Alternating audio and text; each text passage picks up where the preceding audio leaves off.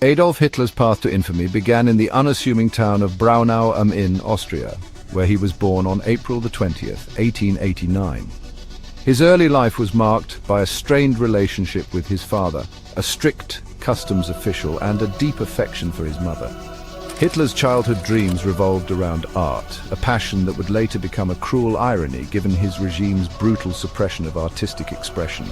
He yearned to be a painter, seeing himself as a misunderstood artistic genius. Fueled by his artistic aspirations, Hitler sought admission to the prestigious Vienna Academy of Fine Arts. His hopes were dashed when he was twice rejected, dealing a significant blow to his ego and leaving him adrift in the bustling metropolis of Vienna. The city, a melting pot of cultures and ideologies, would become a crucible for Hitler's developing worldview. He grappled with poverty and homelessness, his resentment festering as he observed the city's diverse population. It was during this period that the seeds of his poisonous ideology began to take root, nurtured by the anti-Semitic and nationalist currents swirling through Vienna's underbelly. Hitler's failure to achieve artistic recognition left a void in his life, a void that he would later attempt to fill with political power and domination. The rejection he faced fueled a deep-seated resentment, which he projected onto those he perceived as different or inferior. Vienna, once a symbol of artistic and intellectual pursuit, became for Hitler a breeding ground for his twisted ideology, setting the stage for his transformation from a frustrated artist into one of the 20th century's most dangerous demagogues. The outbreak of World War I in 1914 provided a stark turning point in Hitler's life, offering him a chance to escape the disillusionment of his Vienna years. He eagerly enlisted in the German army, enticed by the promises of camaraderie, purpose, and national glory. He served as a dispatch runner on the Western Front, witnessing firsthand the brutality and horrors of trench warfare. Despite the carnage that surrounded him, Hitler found a sense of belonging and purpose in the military, embracing the rigid hierarchy and nationalist fervor that permeated army life. Hitler's wartime experiences, far from instilling in him a sense of pacifism, only served to deepen his extremist views. He was awarded the Iron Cross for bravery, a recognition that further inflated his ego and reinforced his belief in his own destiny.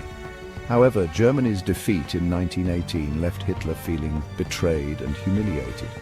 He viewed the Treaty of Versailles, which imposed harsh penalties on Germany, as a national disgrace and a stab in the back orchestrated by Jews and communists.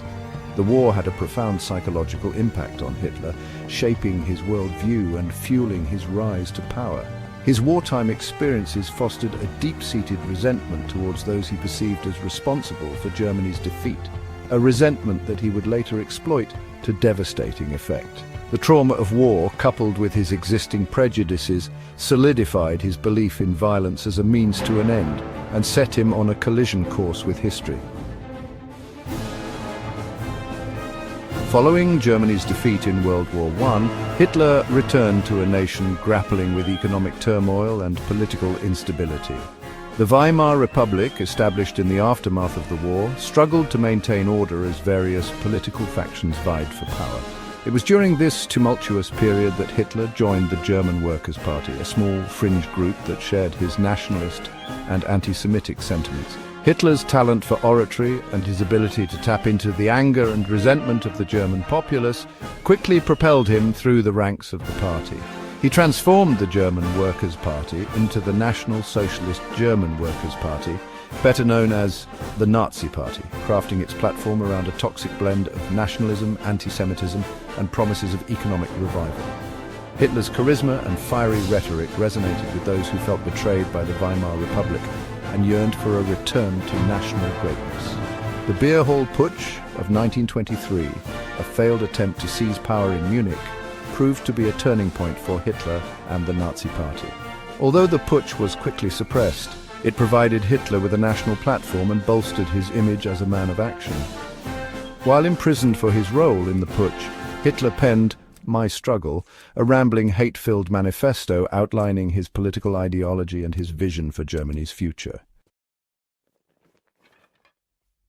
The Great Depression, which struck Germany with particular severity, provided fertile ground for the Nazi Party's message of hate and resentment to take root. With millions unemployed and the Weimar Republic seemingly powerless to alleviate their suffering, Germans became increasingly receptive to Hitler's promises of economic recovery and national renewal. The Nazis exploited the economic crisis to their advantage, portraying themselves as the only party capable of restoring order and prosperity to Germany. In 1933, Hitler was appointed Chancellor of Germany, marking a turning point in German history and the beginning of the end for the Weimar Republic. He moved swiftly to consolidate his power, exploiting the Reichstag fire, a suspicious incident that destroyed the German parliament building, to justify the suppression of political opponents. The Enabling Act, passed by the Reichstag in the wake of the fire, granted Hitler dictatorial powers, effectively dismantling the Weimar Republic and establishing a totalitarian state under Nazi control. With absolute power at his disposal, Hitler systematically eliminated all forms of opposition, crushing dissent with the brutal efficiency of the Gestapo, the Nazi secret police. Freedom of speech and the press were abolished, replaced by a propaganda machine that relentlessly promoted the Nazi ideology. Hitler's regime transformed Germany into a police state where fear and intimidation silenced all who dared to challenge his authority. By the spring of 1945, Nazi Germany was collapsing. The Allies had pushed in from the west, and the Soviet Red Army was closing in from the east. Berlin, once the heart of Hitler's empire, was now a shattered battlefield. After years of war and millions of lives lost, Hitler's vision of a 1,000-year Reich was unraveling. The Nazis were losing ground, and Hitler was retreating, physically and mentally, into the depths of the Führer bunker beneath Berlin. In his final days, Hitler was a shadow of the dictator who once commanded Europe. He raged at his generals, issued unrealistic orders, and refused to flee. He had decided he would not be captured. By April 30th, 1945, Soviet troops were just blocks from the bunker. Inside, Hitler married his longtime partner, Eva Braun, in a brief ceremony. Less than 40 hours later, the two of them were dead. Hitler took his own life by shooting himself in the head. Eva Braun swallowed cyanide. Their bodies were quickly burned in the garden outside the bunker, just as Hitler had ordered, so they wouldn't fall into enemy hands. The Soviet Union discovered the charred remains and confirmed the deaths after much speculation. But for many around the world, it marked the symbolic end of Nazi Germany. 1 week later, on May 8, 1945, Germany surrendered unconditionally. The war in Europe was over. The fall of Hitler was not just the end of a man, it was the end of a reign built on hatred, war, and genocide. His suicide marked the final chapter of a dark